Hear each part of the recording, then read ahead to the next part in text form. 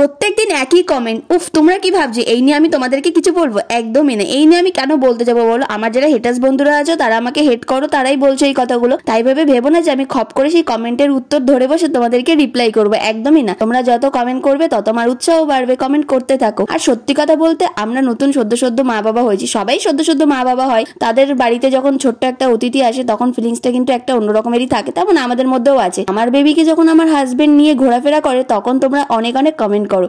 সেই কমেন্টের রিপ্লাইগুলো ছোট্ট করে আমি আজকে তোমাদেরকে বলে দিই। সত্যি কথা বলতে, ফার্স্ট অফ অল আমরা বেবিকে আমরা দুজনে মিলেই সামলাই। আর এটা কি স্বাভাবিক না বলো? মা বাবা দুজনেই বেবিকে টেক কেয়ার করবে, এটা তো স্বাভাবিক, তাই না? হ্যাঁ, সত্যি কথা বলতে আমার হাজবেন্ড এখন ছুটিতে আছে, তাই জন্য বেবির টেক কেয়ারটা খাওয়ানো বাদে দিয়ে ওই বেশিরভাগ সময়টাই টেক কেয়ার করে। আর এই দেখো ছোট্ট একটা মুভমেন্ট তোমাদের সাথে ক্যাপচার করে ধরেছি। এই যে এখন বেবির বাবা এখন বেবির সাথে খেলাধুলা করছে। তো এটাই কিন্তু অফ টাইমে, ঠিক আছে? তোমরা ভেবো না যে আমার বরের কোনো কাজ বাজ নেই, সারাদিন ওর পেছনেই পড়ে থাকে। আর তোমরা এই কমেন্টটা করেছো আমার বর নাকি আমার বেবিকে পেরে ধরেছে, আমি কিছুই করি। তো এই কমেন্টটাও আমাকে শুনতে হবে, ভাবলেও অবাক লাগে। আর যারা ফ্রেন্ডস আছো তারাও এই কমেন্ট গুলো শুনলে হাসবে। যাই হোক, সব কথা বাদ দাও। তোমরা কারা কারা নতুন মম হয়েছে অবশ্যই কিন্তু আমাকে কমেন্ট করো এই ভিডিওতে। আমি রিপ্লাই করবো আর আমি খুব খুশি হব।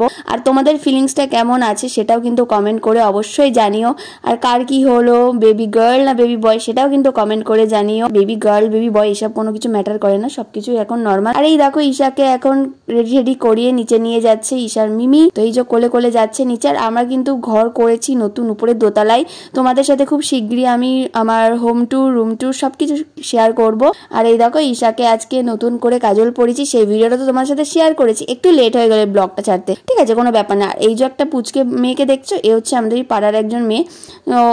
আমার মেয়ে হয়েছে বলে ও প্রত্যেকদিন এসে বুনু করে দেখে যায়। আর এই যে ভিডিওটা দেখছো, এটা আমি রাত্রিবেলা করেছি। আমার বাচ্চা একটু বেশি কান্নাকাটি করছে এখন, আমাদের দাদা ওকে ওটাই আর কি সামলানোর চেষ্টা করছে। আর আমি সেটাই আর কি তোমাদের সামনে তুলে ধরেছি। আর এই দেখো খেলাধুলাও করছে।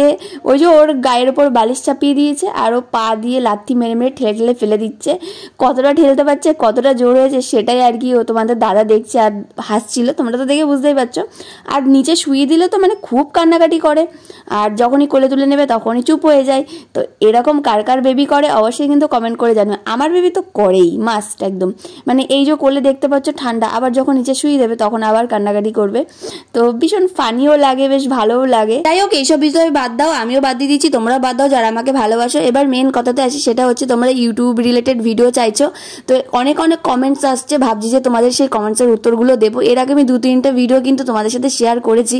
তো ভাবছি যে এত কমেন্টস যখন আছে, তোমরা যখন প্রবলেম ফেস করছো ইউটিউবের বিষয়ে, যারা নতুন ইউটিউবে এসছো, তো ভাবছি সেই সব বিষয়ে একটা ভিডিও তোমাদেরকে জানাবো। তোমরা যদি উৎসাহ জাগাও এই ভিডিওতে এসে কমেন্ট করো অবশ্যই, তাহলে আমি একটা চটজলদি তোমাদের জন্য একটা ভিডিও শেয়ার করবো যে কি বিষয়ে তোমরা ভিডিও চাইছো, কি বিষয়ে জানতে চাইছো।